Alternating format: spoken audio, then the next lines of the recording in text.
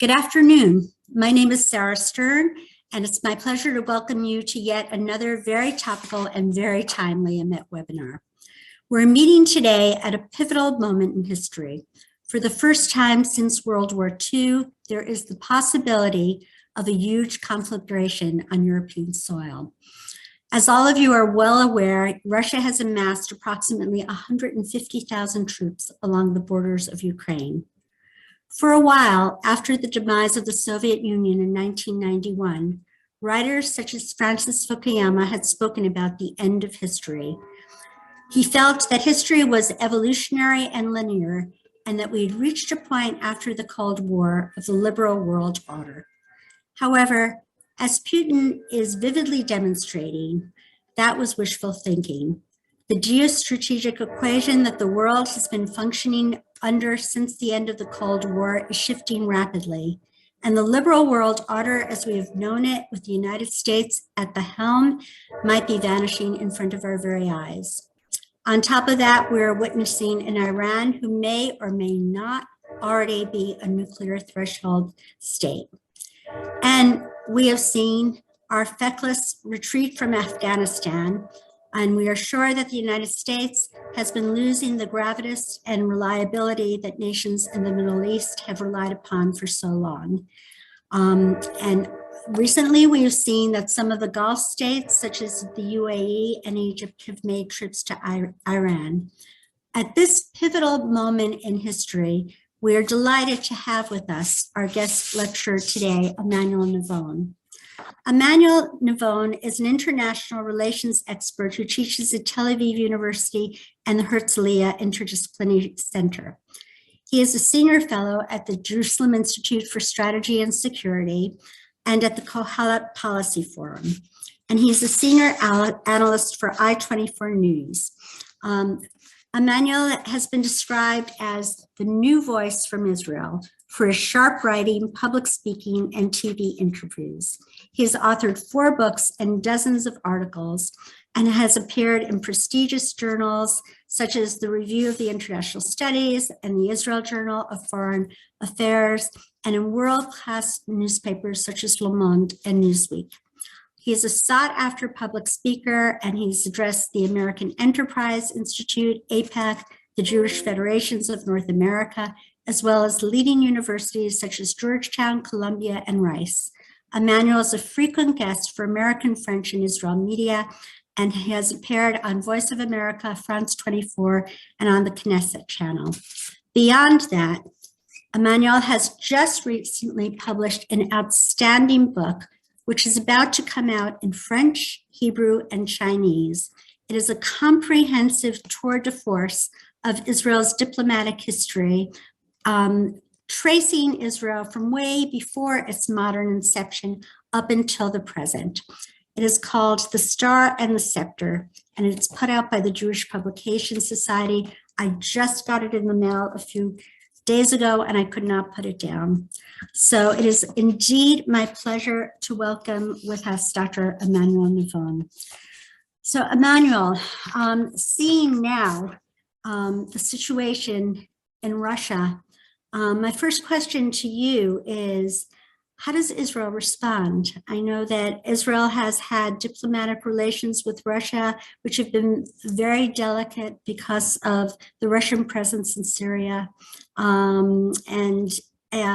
Israel has actually been able to walk a balancing act and navigate with them in terms of being able to take out some of the Iranian and Hezbollah installations, yet I know that Israel is very concerned about anti-Semitism, and there are Jews in both Russia and in Ukraine. So what is Israel's response to this?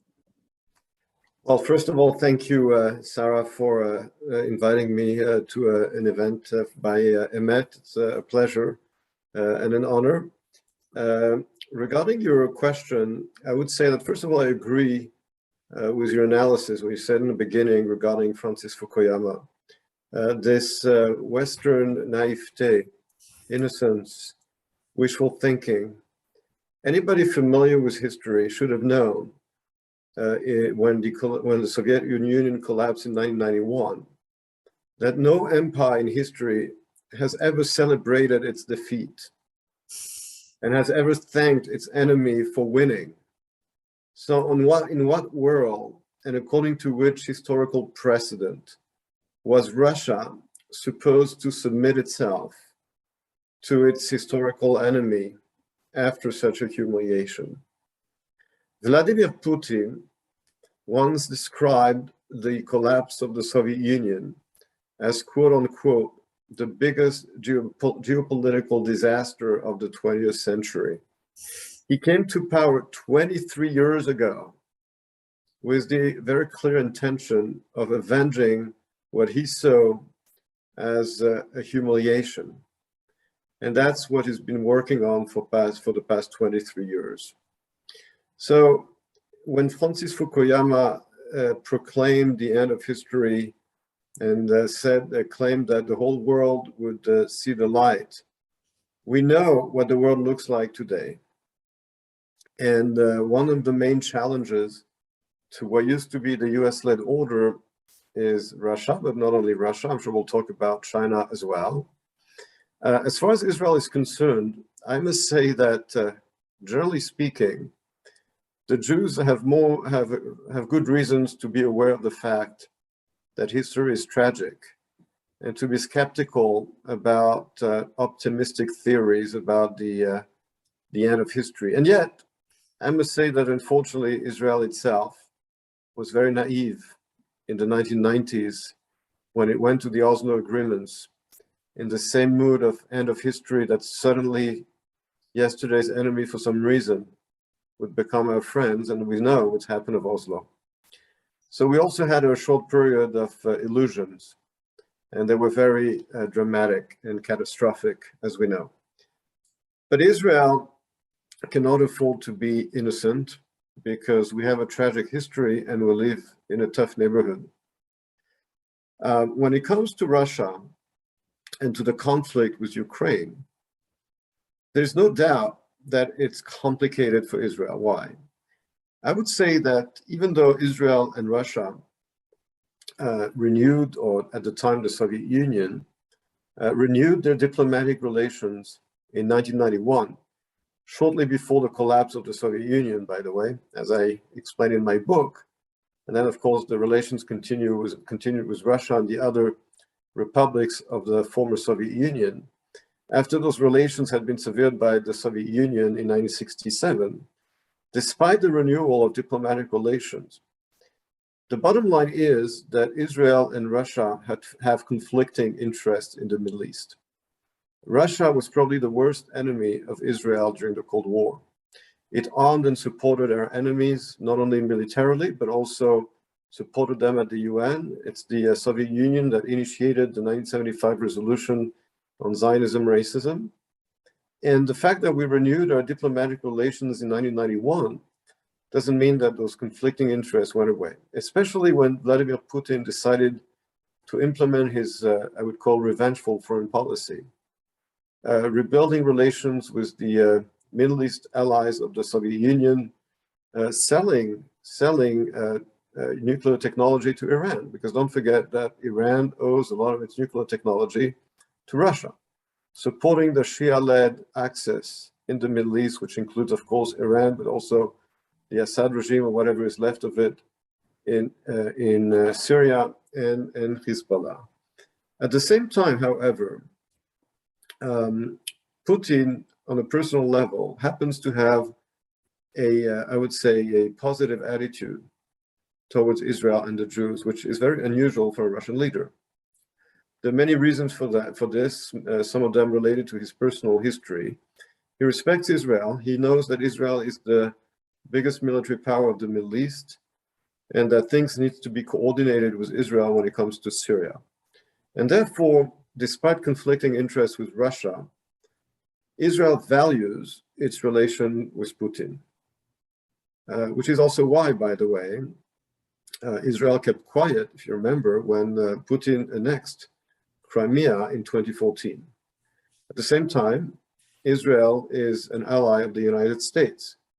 And of course, our alliance with the US comes before anything else. So this leaves Israel in a kind of uncomfortable situation when it comes to the conflict between Russia and Ukraine, because of course Israel is on the side of the United States on the respect of borders and of the US-led international order. On the other hand, Israel is wary not to cross Vladimir Putin. But I think that at the end of the day, we'll talk about it, I'm sure, again, during this presentation. I think that at the end of the day, this is something, it's really about Putin trying to obtain concessions from the United States. And Israel is not really a factor, I would say, in his calculations vis-a-vis the US and vis-a-vis NATO. Right. You just wrote a wonderful piece for the Jerusalem Institute for Strategy and Security about Europe and how Europe might finally be ready to get tough with Putin. Would you like to explain a little bit your reasoning there? So Putin's strategy vis-a-vis NATO and the EU has always been one of divide and rule. I mean, he didn't invent this. Of course, the Soviet Union has always tried to divide and rule within the West. And Putin has been partially successful in doing that. If you look at his propaganda media from Russia Today to Sputnik, for example, they've been cheering at Brexit. Putin has been funding Eurosceptic political parties throughout the EU, and building alliances and special ties with EU-bashing leaders in Europe, such as Hungary's Viktor Orban. So that's Putin's strategy vis-a-vis Europe and vis-a-vis the United States, divide and rule. Now, when it comes to facing Putin, of course, his main interlocutor is the US government.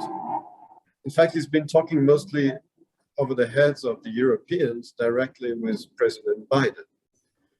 At the same time, however, he cannot ignore Europe because NATO includes, of course, European countries, and he has a common border. Russia has a common border both with the EU and with NATO. Now, because of the fact that Angela Merkel is no longer the Chancellor of Germany, it was very convenient for Putin to try and ignore Germany and Europe. Merkel had been in power for 16 years. She was a towering figure in Europe, in European politics. Back in 2014, when Putin annexed Crimea, Angela Merkel took the initiative, she took the lead and convinced all members of the EU, which were 28 at the time, to impose tough sanctions on Russia.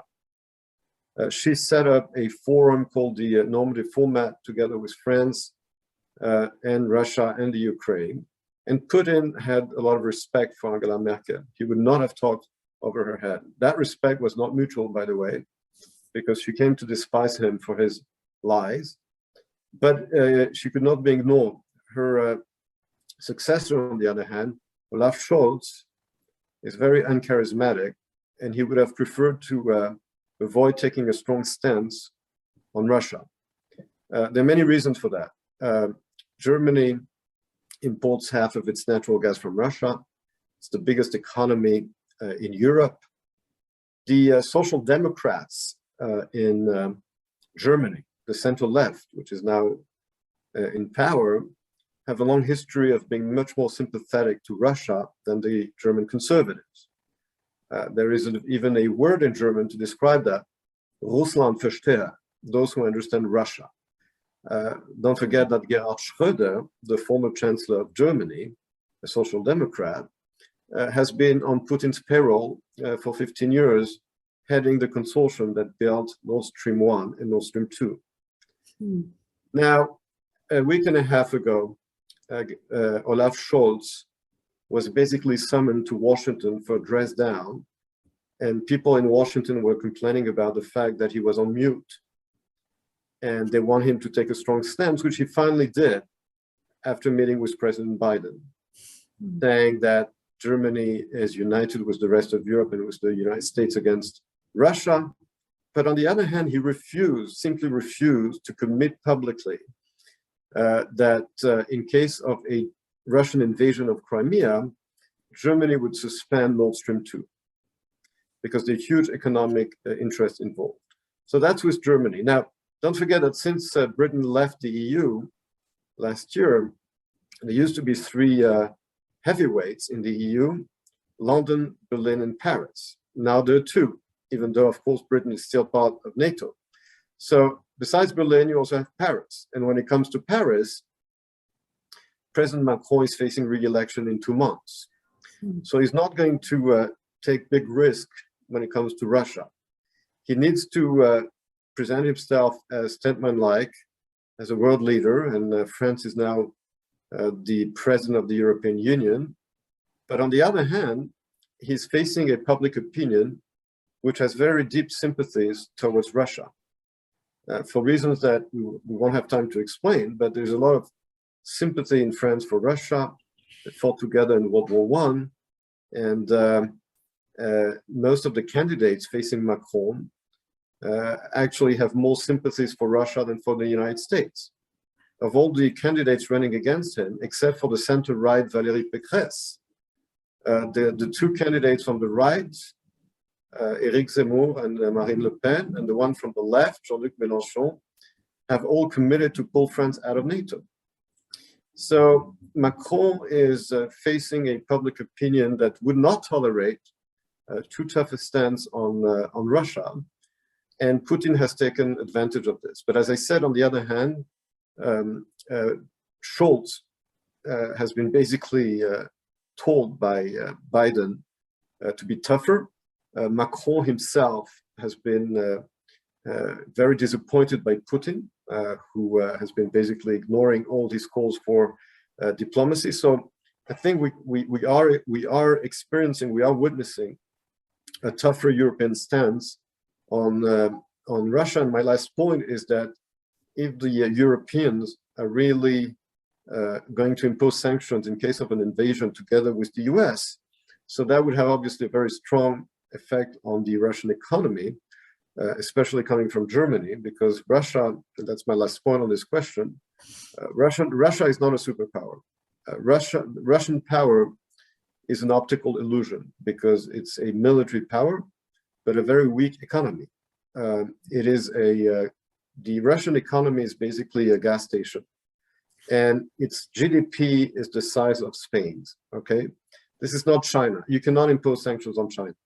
You can't impose sanctions on Russia, and it's very painful to them. And if the Europeans, especially the Germans, are on board, believe me, this will concentrate Putin's mind. It might not convince him to hold his horses, but it will concentrate his mind. Right. Do you think there might be some sort of access between Russia, China, and Iran? Ambassador John Bolton recently wrote a column for the Wall Street Journal where he called the relationship between China and Russia an entente, pulled together by mutual interests and objectives, and as we all know, a mutual disregard, or if not a sheer antipathy towards the United States. Do you think there is some sort of collusion, entente? What's the nature of the relationship, and is Iran part of that access? So both China and Russia are committed to challenging, if not undoing, the US-led international order. So on this, they are together. But it's not an equal partnership, because China is an economic giant and Russia is not. So it's a very dangerous partnership for Russia because they're not equal at all. As I said, China is an economic superpower and Russia is not at all. And Putin is aware of that. Putin is aware of that, but they're both, of course, in the business of trying to poke America in the eye whenever it's possible, that's for sure. But when you look at their international presence and standing, you cannot compare. China today in Africa is a neo-colonial power, basically. They've taken control of Africa's governments and natural resources. Russia, on the other hand, is nowhere to be found in Africa.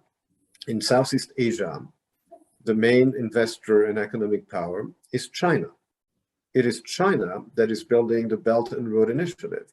It is China that created in 2016 the Asian Infrastructure Investment Bank, which is basically an alternative to the World Bank. Russia is not in that league at all. When you look at Russia's international presence, it is mostly in failed states, such as Latin America, Venezuela, and Cuba, Syria in the Middle East. These are not exactly success stories. So Russia, with its military power, was indeed able to keep Assad in power, but it does not have the economic needs of rebuilding Syria. And it cannot count on the cooperation of the West because Putin refuses to push Assad on the side. So yes, China and Russia are both committed to challenge and undermine the US-led order. But again, there's a big gap between China's economic power and global clout and Russia's lack thereof. Russia has military power, but that is mostly it. And Russia never diversified its economy. It's an African-type economy. All they do is sell oil and natural gas. It's an economy with no added value. But my last point is that obviously China is watching very carefully what's happening in Ukraine and in Europe, because if, God forbid, Putin was indeed to invade the Ukraine or part of it, that would give a green light for China to invade Taiwan, and they would do it. And what sort of relationship do both Russia and China have with Iran? So China sees the Middle East as a gas station, and they're more than happy to let other countries spill their blood in that region if they can buy the oil and the natural gas. That's the Chinese strategy in the Middle East. Let the useful idiots spill their blood and dollars in the Middle East and we'll get the oil. That's exactly what they're doing in Iran. That's exactly what they're doing in Iran. They need Iran, they need Iranian oil and natural gas. As far as they're concerned, they were willing to play ball with the US in 2010 and 2012 to impose sanctions on Iran because they wanted to try to curb Iran's nuclear program. But of course, a nuclear Iran does not constitute a strategic threat for China. That's obvious. The same way, by the way, that China didn't do anything to stop Kim Jong-un obtain nuclear weapons. And he's much closer to them and probably crazier than the Iranians. So it does not really concern them. What they don't want is a global war in the Middle East because that would affect their imports of natural gas and oil. Now, they signed a few months ago a large agreement with Iran for Chinese investments, massive Chinese investments in the Iranian economy and in Iranian infrastructures, which basically it's not only that they're telling to the Americans that they ignore the sanctions, but they enable the Iranians to bypass the sanctions. One of the reasons why the reimposition of sanctions by America has not been really effective on Iran is because the Iranians have been able to breathe thanks to the Chinese. So that's regarding China. And by the way, the Chinese, as far as they're concerned, today they're telling the Americans, you know, if you want to renegotiate the JCPOA, go ahead, but you cannot count on us for anything because you guys pulled out from the agreement in 2018. You only have yourself to blame. You broke the agreement, so don't come to us complaining about the fact that we're doing business with Iran. And then when it comes to Russia, obviously Putin enjoys seeing America being humiliated by the mullahs in Vienna. He also has an economic interest in keeping Iran in the global market of energy. Why? And that will be my last point on this. The reason is that Russia, for many years, has been trying to build the natural gas equivalent of OPEC, a cartel in order between Russia, Iran, and Qatar, because those three countries together hold about 2/3 of the world's known reserves of natural gas. And Putin thinks or hopes that by building a cartel with those two countries, he'll be able to slow down the decline in the prices of natural gas, which have been caused by the increase of supply thanks to America's massive production of natural gas, thanks to the fracking industry. So he's not going to keep the Iranians outside of the natural gas market. He has an economic interest in keeping them in the world market of energy. Yesterday, I read an article in Gatestone that the United States was intent on canceling the Mediterranean gas pipeline between Israel and Greece and Cyprus. Is that actually accurate? So it's not entirely accurate. It's not that it's not a U.S. project. So it's not that America can cancel this project. It's just that this project only existed on paper and never actually happened. What happened is that when Israel discovered its huge natural gas resources in 2009 and 2010, the idea at the time was, of course, to export that natural gas together with our new regional partners, such as Greece, Cyprus, because together with Cyprus, Israel and Cyprus together are huge producers of natural gas. And the idea was to build a pipeline to export that gas together with Cyprus towards the EU, because the EU has an official policy to diversify its natural gas imports to try and reduce its reliance on Russia, right? And the EU actually put money in the feasibility study in this pipeline going from Israel's shores to Italy.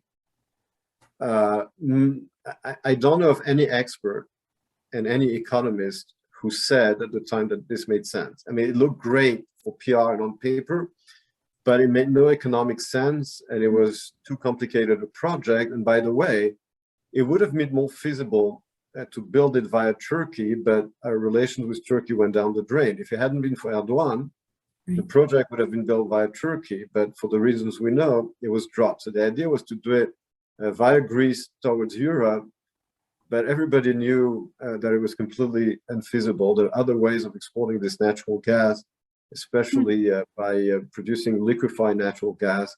And Israel built a regional partnership thanks to its natural gas reserve, not only with Cyprus and Greece, but also with Egypt, with Jordan, and the EU. So there are other ways to export that gas. Again, it's not that, obviously, the United States, whether it's a Democratic or Republican administration, has an interest in building this partnership between Israel and other US allies in the region, such as Greece, Cyprus, but also al-Sisi's regime in Turkey. So obviously the US would have no interest in trying to block such a project. It's just that, as I said, economically, it makes very little sense. And by the way, my last point is also that it might be that this announcing officially that we're not moving ahead with this project is also a way to convince Erdogan to switch sides, because as we know now, Erdogan certainly realized that he needs Israel and the US. Right. So, yeah, so it might be that, part of the deal with Erdogan is to promise him that we're suspending this project, which was never serious anyways, and what was never going to happen, because he really wants to join the party of the regional natural gas, from which he was excluded because of his own policy.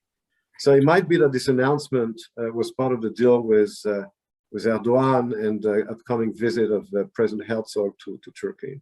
Interesting. And I'm sure you meant to say al-Sisi's Egypt, not al-Sisi's Turkey. Yeah. Sorry. Right, Egypt, right. That's fine. So before I turn it over to my wonderful colleague, Hussein Abubakar Mansour, this book is very compelling. As I said, I just got it in the mail a few days ago, and I could not put it down because you start with the formative documents of the Jewish mindset. What motivated you to write this book? It's an incredible book. Thank you. First of all, we have similar readings, as you can see.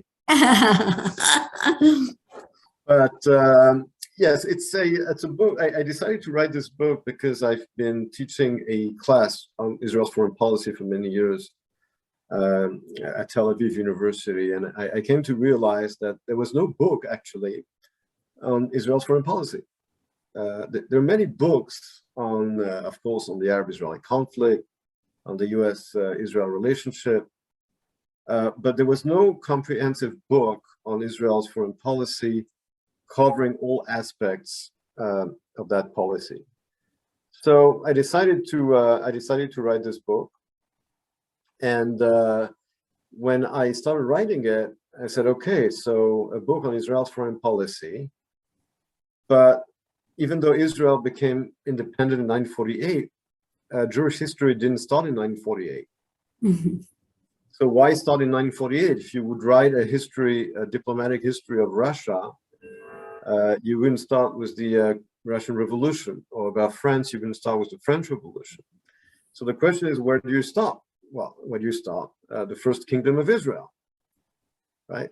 So I started 3,000 years ago, which I admit is very ambitious. Yes. Mm-hmm. But I think it's necessary for people to understand this historical perspective, because I think that you cannot understand Israel today without understanding its past, which is why I call the book The Star and the Scepter, because I took this title from a verse from the book of Numbers. A star rises from Jacob, a scepter comes forth from Israel. And I claim that the meaning of this verse is that the star of David, is a symbol of faith, and the scepter is a symbol of power. And throughout their 3,000-year-old history, the Jewish people has always oscillated between faith and power. And I claim that it's only when we found this balance between the two, neither completely abandoning power nor our history and our faith, that we have succeeded on the international scene. And that's why I chose this title, finding the balance between our commitment to our identity and to our past, but also what is called realpolitik, understanding that there are also limits to what you can accomplish here and now. And so that's why I undertook the writing of this book, and that's why I chose this title. Excellent, excellent. And just one further question before I turn the podium over to my wonderful friend Hussein and colleague Hussein Abubakar Mansour. In this very, very critical moment where you see storm clouds coming in Europe and you see Iran, whether or not it's crossed the nuclear threshold by now, we don't know. Where do you find your faith in the star? Is it from the scepter of the Israeli Defense Forces? How do you find your optimism? By looking at Jewish history.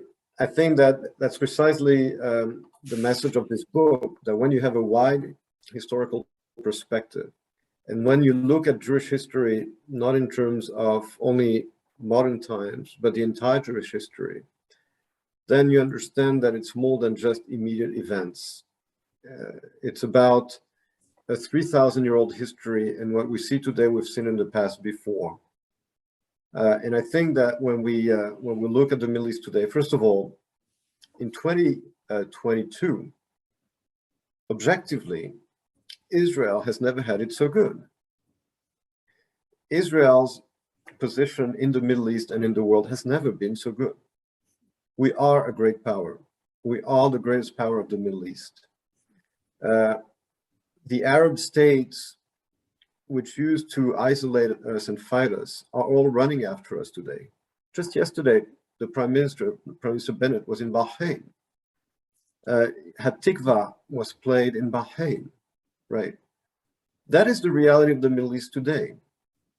And I think that a country like Israel, when we really are strongly committed to our identity, to our historical mission as a people, and at the same time, we very carefully read the military and diplomatic map with realism. When we combine the two, that's the key to success. And I think that when it comes to Iran, we need to have a wide historical perspective, going back to what we said in the beginning, to understand that there's no such a thing as the end of history. When you have a 3,000-year-old history and you've gone through what the Jewish people has gone, you don't write books about the end of history. And so, and when it comes to Iran, besides the being aware of the fact that this is not the first time that we face a threat by a very dangerous and committed enemy, it's also to understand that in terms of strategy, today, thanks to our military power, including our nuclear deterrence, thanks to our alliance with the United States, and thanks also to our new alliances with the Sunni states of the Middle East, I do believe that Israel is able to face Iran. And I do believe that even though the Iranian regime has a very strong ideological motivation, and that the mullahs seem to believe indeed that the 12th imam will only show up when they get rid of the Jews. But on the other hand, I do believe that they understand very well the concept of deterrence.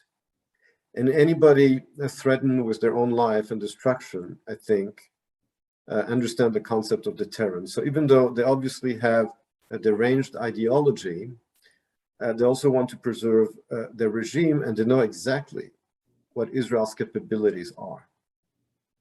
Excellent. On that optimistic note, it's my honor to turn the podium over to my wonderful colleague, Hussein Abubakr Mansour. Hussein?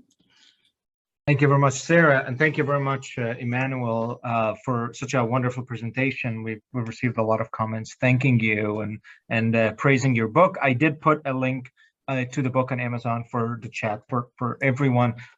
We received multiple questions. Please, if you have any questions, put them down either in the chat or in the Q&A box, and we will get to them. I'm actually going to take a prerogative question before I get to the audience question. Sorry to use my privilege as part of this presentation. Sarah asked you about the clouds coming and what we should do and what we should respond. So I actually want to take this step back and ask you your own vision. How do you see things? Do you actually see clouds coming together? Are there signs of storms? I mean, we wake up every day about this news about Iran, Russia, China, their own disparate and different efforts in their respective spheres and their own collaboration.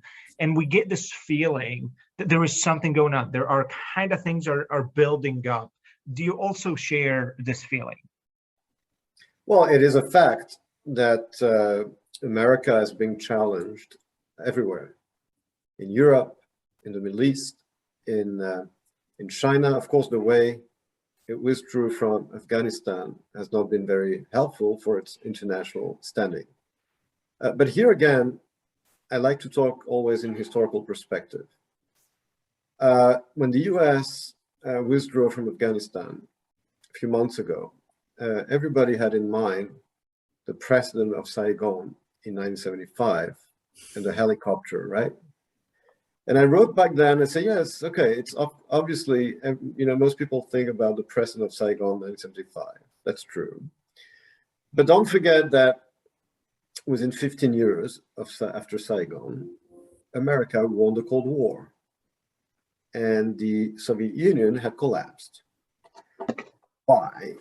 Because there was a plan at the time. Kissinger had a plan. Obviously, he eventually decided to cut losses in Vietnam, but he had a whole grand strategy against the Soviet Union, which eventually worked. By the way, that included recognizing communist China to gang up against the Soviet Union. And that meant also, you know, supporting all the anti-Soviet forces around the world. And at the end of the day, it's the Soviet Union that withdrew at the time from Afghanistan in 1989 and then collapsed. So that's in terms of historical perspective. The fact that America is being challenged does not mean that it's the end of history. Again, let's trash this book once and for all. There's no end of history. It just means that the West has to be united and determined. It means that we need a united front between the EU and the United States and NATO, of course, vis-a-vis Putin. I still believe personally that Putin is actually not going to cross the Rubicon because it would cost him too dearly economically. I think the economic cost for Russia would be too high. And I think that he's going to get some concessions, commitment not to add Ukraine to NATO, which as far as I'm concerned is fine. I don't think NATO needs the Ukraine. and probably to lift some of the sanctions that were imposed in 2014. I think if he obtains that, we should be able to reach a deal. When it comes to China, obviously China is a big challenge because of their economic power. But I think that what gives you economic power today eventually really is technology, research and development. And when you look at technology in the world today, America still has a lead, and this is where it should entertain its lead. It's really in being on the edge of technology, which is also what Israel has today. I think this is really where the competition is going to be, technological innovation. That's regarding China. And then, of course, when it comes to the, how China is trying to market its model in the third world as being superior to that of the United States. I'm not convinced at all that so many countries are going to buy it. Because, at the end of the day, what China is offering is a very authoritarian model. And here I think America also has a lot to compete with. I know that the Chinese after COVID have been going around Africa and Southeast Asia saying, see, we're much better, we handled it much better than the Americans, et cetera, et cetera. But I'm a strong believer that at the end of the day, most people prefer freedom to serve them. And that America still can have a lead when it comes to technology vis-a-vis China, because at the end of the day, a society based on authority, on obedience, on terrorizing people is not a society where you really can have innovation. That's why I believe. And again, also when it comes to the Middle East, yes, Iran is a challenge, but don't forget that the Middle East is not only divided between the Sunnis and the Shia, it's also divided between successful countries, there are very few of them, and failed states.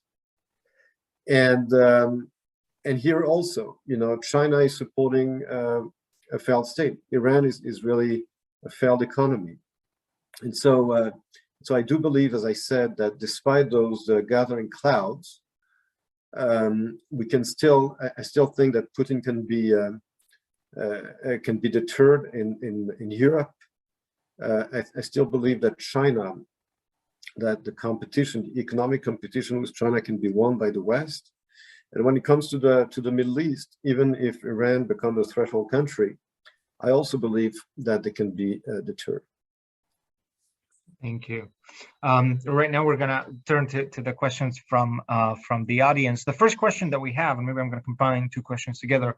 What are the consequences and maybe the limitations of the new understanding and agreement between Russia and China?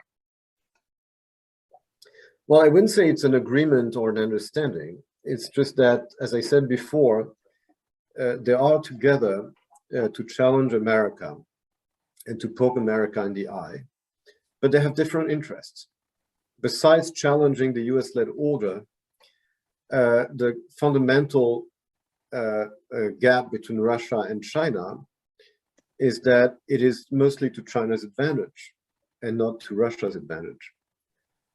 And at the end of the day, China, buys a lot of gas and natural gas and oil from Russia, but it is it's far stronger economically than Russia. So Russia is actually taking a big risk by partnering with China. And Putin is aware of it. And that's why, in my opinion, it's another reason why I still doubt that he will cross the Rubicon in the Ukraine, because if he's so isolated from the West, and if he has to face very tough economic sanctions, he'll have to throw himself into the arms of China, and that's not in his interest. Thank you. Next question that we have, do you think that Russia is trying to consolidate its control on energy supplies to the EU in order to impose future hegemony? And could Israeli gas operations in the East Mediterranean be Russia's next target?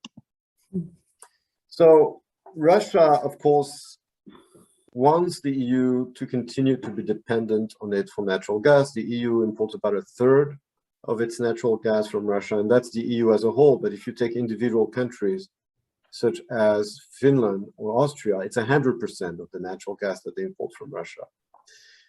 But then Russia is dependent on the EU for its cash, because it's a two-way street. It's not that, if Russia were just to close the natural gas tap to Europe, Russia would suffer as well, because it would lose a huge source of income. So this dependency is mutual.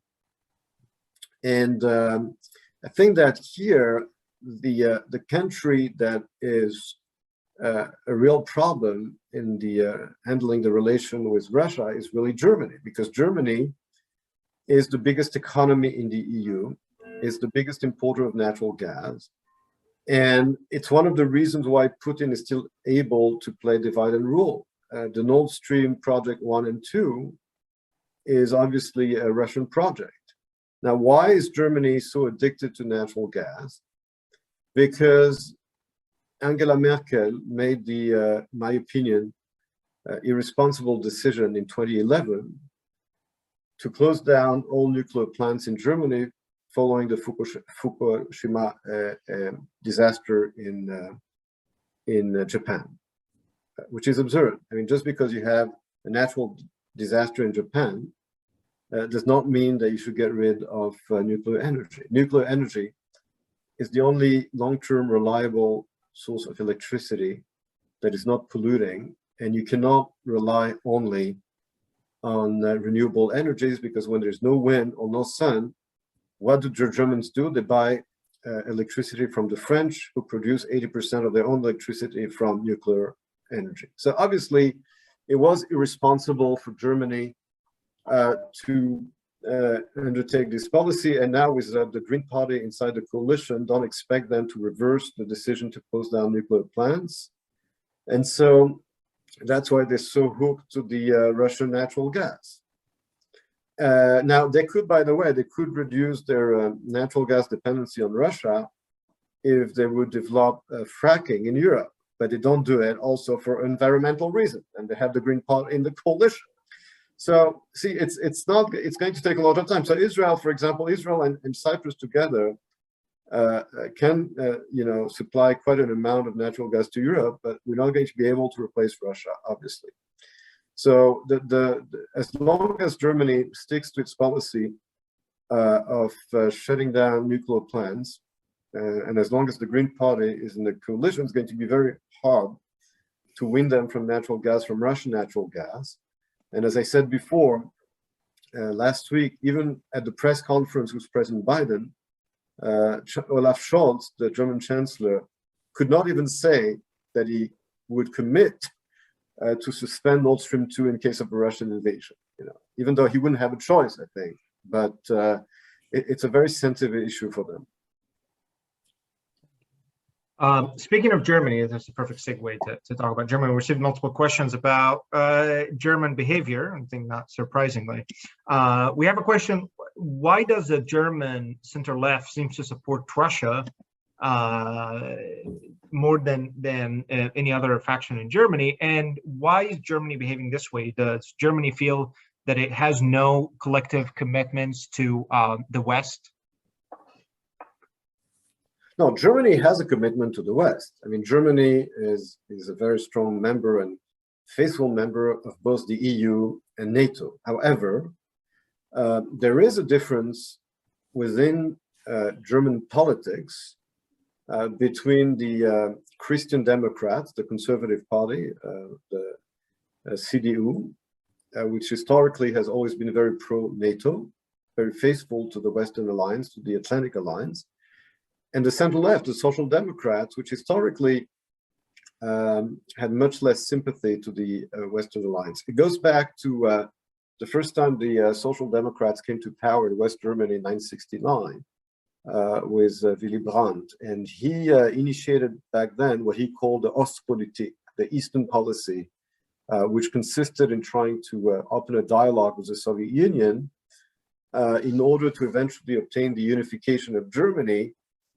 trading the unification for its neutrality. Of course, the US at the time did not like this policy, but the Social Democrats' sympathy for Russia, what they call, as I said before, the Russlandversteher, goes back to this Ostpolitik of Willy Brandt in the 1970s. You know, the German left party, for example, the Die Linke, they're also for pulling out of NATO and remaining completely neutral. So generally in German politics, the conservatives are more, you know, pro-NATO and pro-Atlantic alliance, and the center-left less so. And now they're in power. So again, Scholz said all the right things when he was in Washington. He spoke about the importance of NATO, of the EU, and he's 100% with the US. But again, that was after a dress down by Biden. And as I said, you know, diplomats in Washington before the meeting with Scholz were complaining that he was on mute. And so now he's saying all the right things, but he has coalition partners who are not as, I would say, enthusiastic as he is, or as he has to be. Thank you. We have a question about actually the Russian-Israeli cooperation in Syria. Can you tell us about the ways in which Russia and Israel cooperate in Syria? Is it purely in intelligence, or is there more coordination than just intelligence? So what happened is after Putin went to save Assad, right? And Israel, of course, had been already bombing Iranian targets there. So now that the Syrian airspace is controlled by Russia, obviously we need to update each other on what's going on and what we're doing, which is what we have, which is very valuable. A direct line between Jerusalem and Moscow, which has enabled us really to coordinate. And in I think it was in 2017 or 18, if I'm not mistaken, there was this huge incident where a Russian plane was taken down. And if you remember, and the Russian military establishment demanded a very strong reaction against Israel. And Putin stopped this. He personally prevented this. So it goes to show also why we have this relation with Putin, because it's fine, forget it. We're not going to retaliate. Which is also why Israel values its relation with Putin, right? So the Russians enable Israel to act mostly freely in Syria because they're fine with eliminating Iran's presence there and not having to do the job themselves. Obviously, Putin didn't salvage Assad in order to deliver the country to the Iranians. So in a way, he's fine with Israel, you know, targeting Iranian targets in Syria.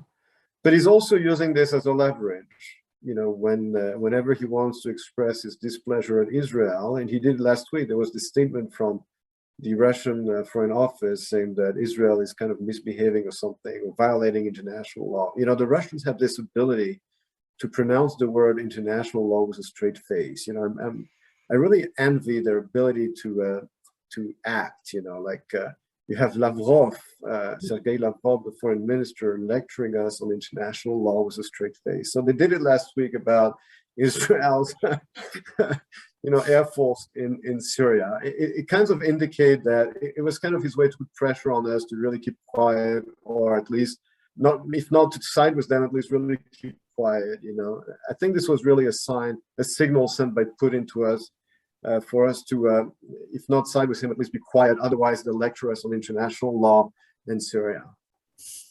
Yeah, thank you.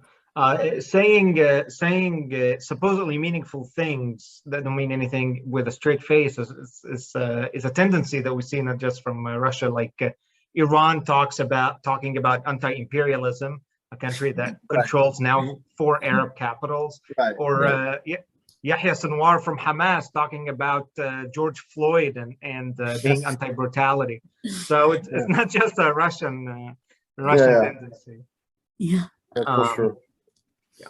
We received multiple questions asking, and maybe that will be our last question. I know you already talked about this, but we still have a lot of people asking about it. What should America do? What should America do to help the West?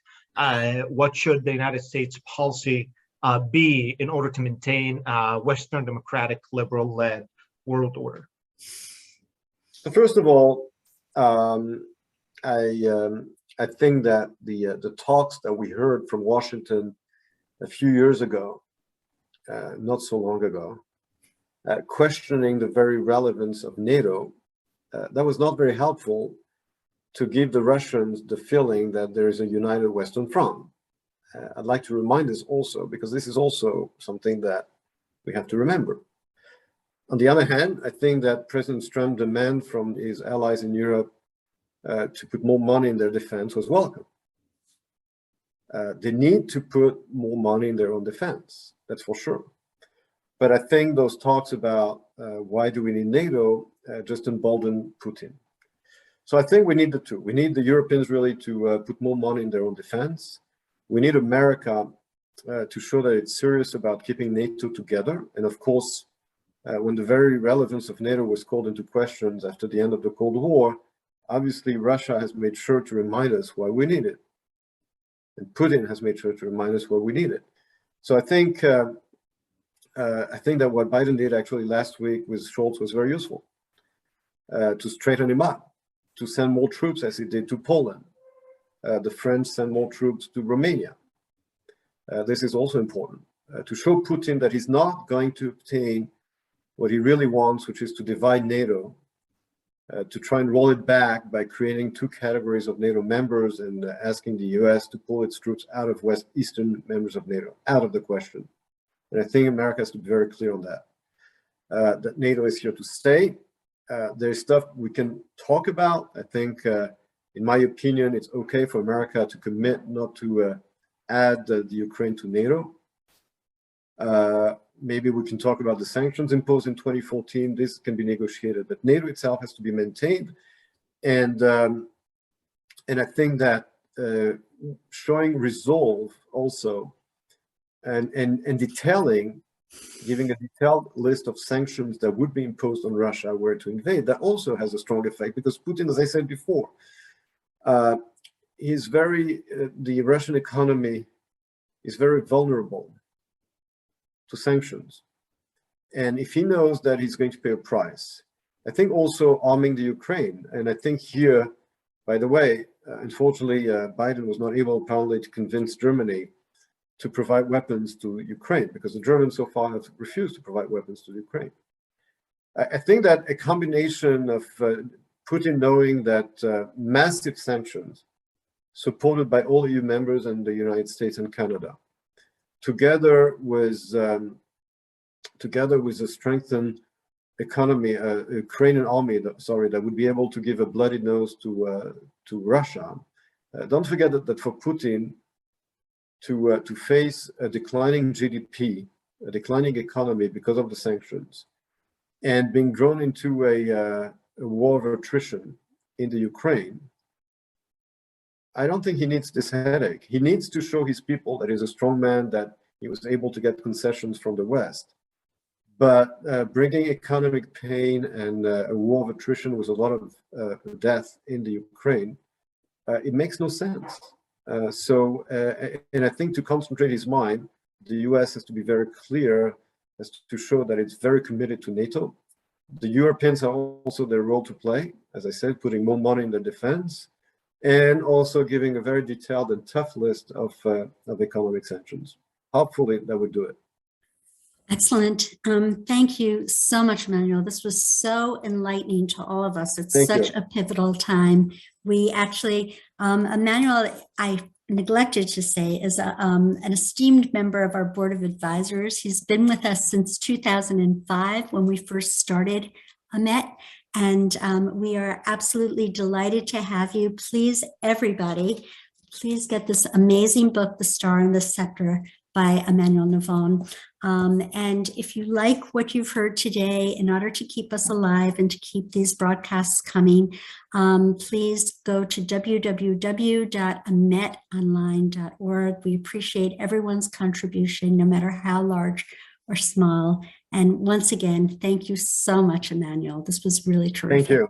My pleasure. Thank you for having me. Thank you. Wonderful. Thank you. Bye-bye now.